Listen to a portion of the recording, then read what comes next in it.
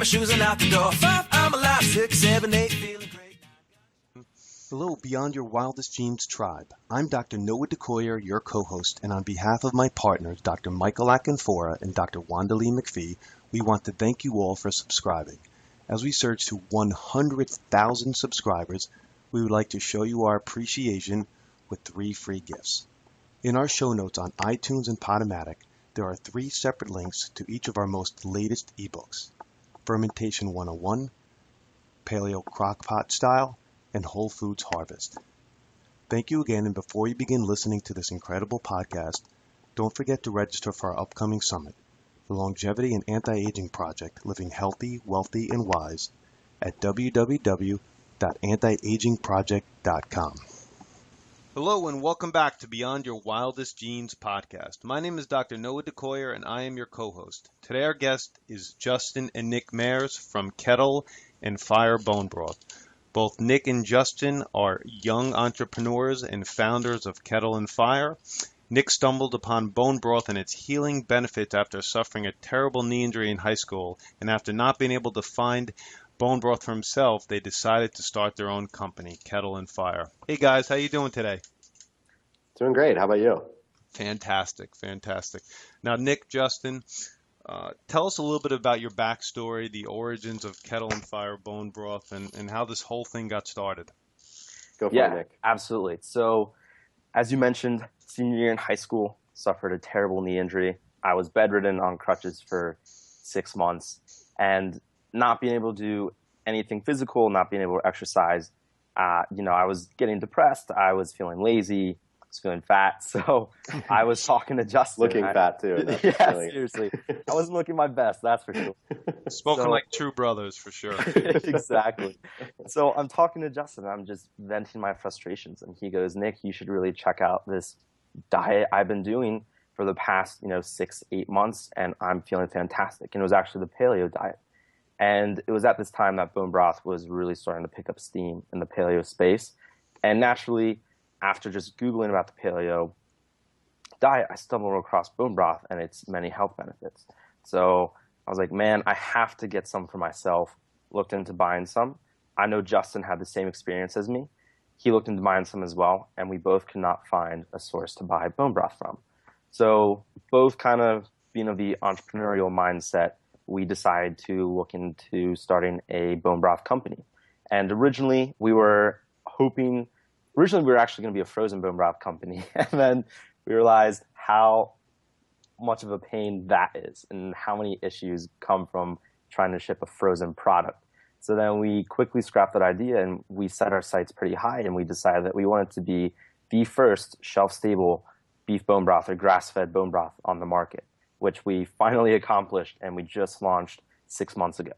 Let's talk a little bit about just entrepreneurial spirit first, because you guys make me feel old. I'm only 40. I've had a successful business for 15 years myself, and now I have a secondary business too that's doing really well. But at 19 years old and 26 respectively, how do millennials like you have the balls, for lack of a better term, to actually do something like this? Yeah, I'll let Justin answer first because he was kind of the trailblazer for me. So Yeah, so I started my first company in college, actually. So I started my first company when I was 20, without an older brother that was funding me and telling me what to do. Right. And so pretty much, I realized very early in my college career that what I wanted to do was do my own thing. I saw all my friends in my business classes set their sights on making, $40K a year working at a bank or at American Eagle right out of college. And that's just not what I wanted to do. I didn't find it interesting. It didn't attract me. I knew that I would be unhappy doing that. And so, it also helped that I had gotten fired from literally every job I'd ever had up until that point. Poor work ethic. Of course. Yeah. And so that's kind of how I realized that I needed to do my own thing or I just wouldn't be happy. And so my first company totally failed. Second one, learned a lot, but man, it was a failure, and I was certainly quite poor for for a little bit.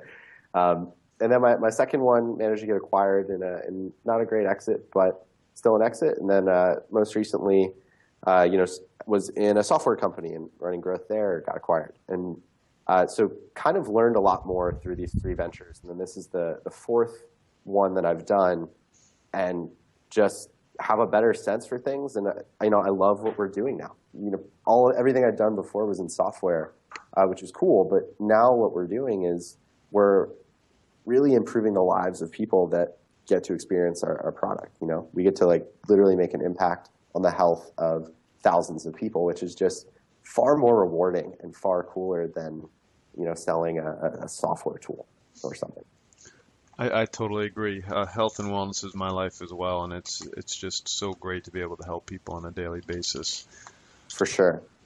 You mentioned it briefly already, but let's dive into that. I've seen other people sell bone broth, and it's been a frozen product. And like you guys stated, you're trying to sell, or you are selling successfully, the first shelf-stable bone broth. Tell us a little bit more about that. Sure. So basically, everyone selling a frozen product right now is making it in probably in their garage or a commercial kitchen. They freeze it, they ship it with dry ice. Costs generally between $40 to $80 to ship it, and they do it in these large styrofoam containers, which personally I don't like, just because it's harmful to the environment.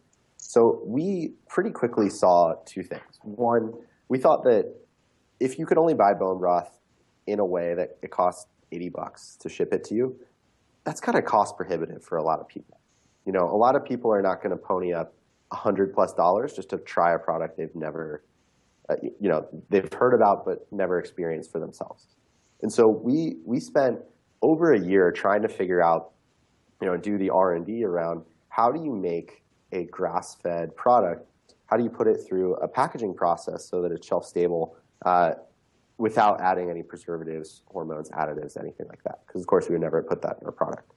And so that took a ton of R&D, but what we came out with is we have a bone broth product that is the first of its kind that has the fat content, has the protein content, has all the amino acids, the collagen, and the like, but that is shelf stable. And it's because of this packaging process that we put it through, where basically we heat the broth, and then when we package it, we suck all the air out of the packaging and do it in a heated environment, so there's no pathogens that can possibly get into the bone broth. And so it took a ton of work, but the customer response has been fantastic. You can literally buy just one product and try it on our website, which we just think makes all the difference for somebody who is, on a budget and wants to give this a try and wants to see how it improves their lives and their health. I could tell you that, I've been making my own bone broth for several years now, and really don't find it that difficult. But I wanted to try your product. I bought it a few weeks ago, got my first shipment, and it's delicious. It's easy to use. The packaging is really simple. I think it's absolutely fantastic. Thank you. Yeah, I mean, that's a year's worth of R&D. Right. Yeah. I mean, we love when people make it on their own. Just the two things that make it difficult is often it's hard to get access to 100% grass-fed, pasture-raised bones, which makes a lot of difference in terms of the nutritional content of the bone broth. And then the other thing is there's a lot of people that, they just have really, not that you don't, of course you're busy as well, but they just have a ton of stuff going on. And so to cook something for 24+ hours just sounds like a nightmare, And a joke Justin and I have is we grew up in a big family, and if we found out about bone broth earlier, there was no way our mom or parents were going to let us stink up the house for 2 days straight from making the bone broth. Right. So we're also just kind of saving people from having to have this meaty, brothy smell throughout your whole house for 2 days. and if you have a dog just sits there at the altar of the crock pot and it just stares at it for 2 days. I hear you. Listen, I lecture on the paleo diet constantly to my patients. I have patients that lost tons of weight. I want people, particularly in the paleosphere, to be able to cook for themselves. But just like your bone broth, there's several services like paleo food services out there now. And even if you cook at times, there's times when you just need something that's readily available quickly and easily at your fingertips. And Exactly. and that's Justin how already hit upon it. We always encourage people to make their own bone broth. It's a cool experience. It's a fun experience. It's fascinating. But for those times when you just can't put in the 48 hours to make it, it's much easier to just have a shelf-stable bone broth where you can pull out, heat up, and then drink. It just makes, life much easier for those difficult times. Agreed. Agreed. Now, for those on the podcast that have no idea what we're talking about, what's the difference between bone broth, what's, just regular stock? Give us a rundown of the differences, what it is, and ultimately how real, true bone broth benefits us health-wise. Sure. So the big difference, a lot of people have heard of a broth or a stock that you see on the shelves at the grocery store that you cook with or whatever. So bone broth is somewhat similar to that in that it looks similar. It's made oftentimes from using vegetables and the like, except a lot of the broth that you can buy commercially is made from a beef concentrate and then blended with water, oftentimes with a lot of sodium, sometimes with chemicals if it's not if it's not high quality. Bone broth, and then it's cooked for always less than 3 hours at very, very high temperatures. Exactly. It's flash heated. Yeah, exactly. So bone broth is a completely different product. So what it's made from slow simmering bones, vegetables, in our case, some spices, usually marrow bones, in water for over 24 hours at least. And what you get out of that from the extended cook times, from the lower heat, from the higher ingredient quality, what you get out of that is a broth that is incredibly nutritious.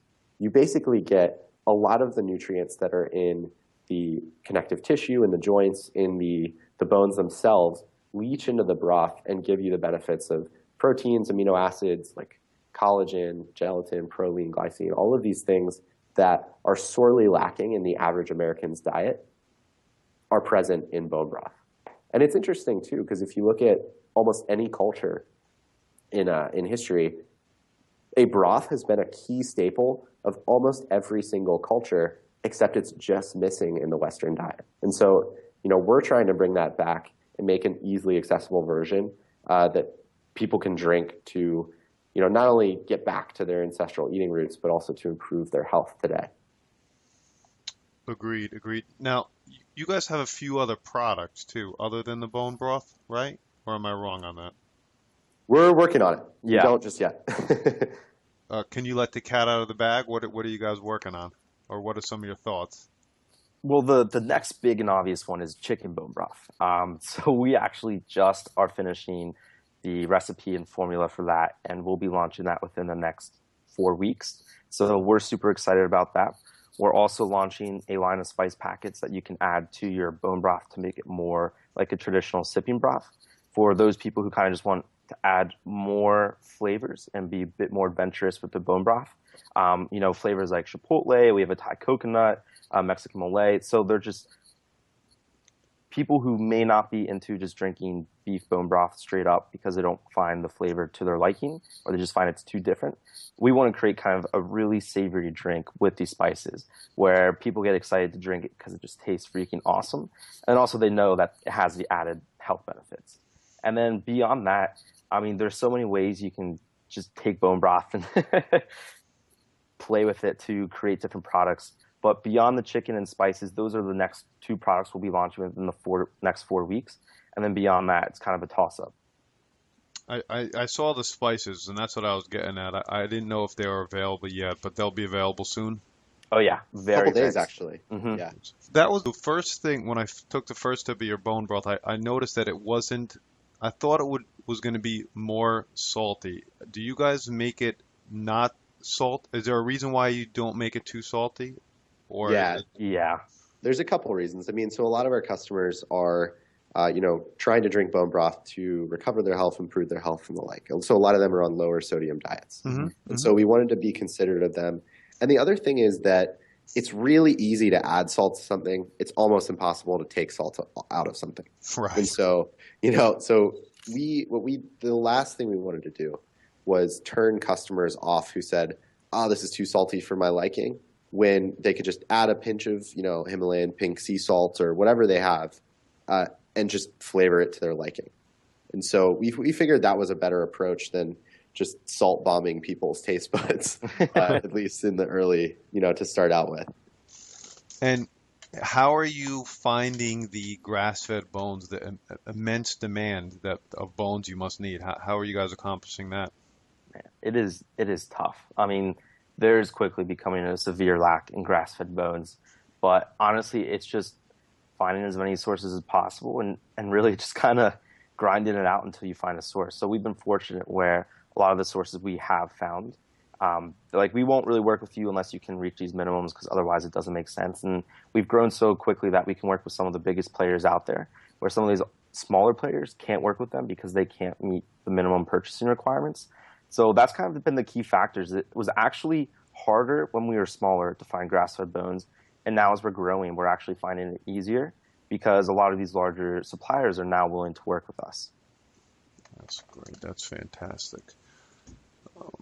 When our audience starts looking for Kettle and Fire bone broth, what's the best way for them to find you guys? Yeah, so they can find us at our website, kettleandfire.com. We're also on social media, but get it on our website, signing up for our newsletter, we'll give you a 10% off coupon if you sign up. And you'll also be kept abreast of all the cool stuff we're working on, like spice packets, chicken bone broth, all these different flavors. That's probably the best way to connect with us. Are you guys in Thrive Market yet? We are. We are, yeah. Yes. Yeah, so you talked to Gunnar and worked everything out with him, I assume, huh? That's great. We have. We love those guys. Yeah, we're actually one of their top-selling products, which is exciting. Yeah, I interviewed, my other partner interviewed him a while back early on for the podcast, and I just interviewed Mark Sisson for our upcoming summit, and I think his paleo mayonnaise is the number 5 product. What number product are you guys on Thrive Market? We don't know that exact number, but we do know that their recent promotion with us was the best that they've ever had, which was cool. That's great. Now, I'm excited for you guys. I'm excited for the product that you guys are releasing. I love your guys' energy. I love that you're so young. I expect only the best from you and the best products from you. We really appreciate your time today. You guys have any last words for us? If you're in the Rocky Mountain region, we'll be in Whole Foods within the next month, so definitely pick us up there. Yeah, there you go. Help us with our turnover. Yeah, that's about it. Thanks so much for having us on, Noah. Much appreciated. Yeah, thank you so much. Yeah, this podcast will go out soon. When it goes out to our email list, there'll be a nice page where you can purchase your product, and we expect to continue to foster our relationship with you guys. We really love what you guys are doing for sure. Thanks, man. Yeah, we're definitely going to keep the quality of the product high. We'll be releasing a bunch of new stuff, so would love to share that with you as we come out with new things. Yeah, stay tuned. Absolutely. My name is Dr. Noah DeCoyer, your co-host, and you are listening to Beyond Your Wildest Dreams podcast. If you like what you've heard today, please share this with your friends and family and encourage them to subscribe on iTunes. You can sign up for our incredible weekly email at www.centerforepigeneticexpression.com. And please let me encourage you to check out our first project/summit at www.painreliefproject.com. Lastly, and this is very important, please help us deliver the best possible podcast we can by leaving us a review on iTunes. Thank you, and as my oldest son Hayden says, be awesome and never unawesome.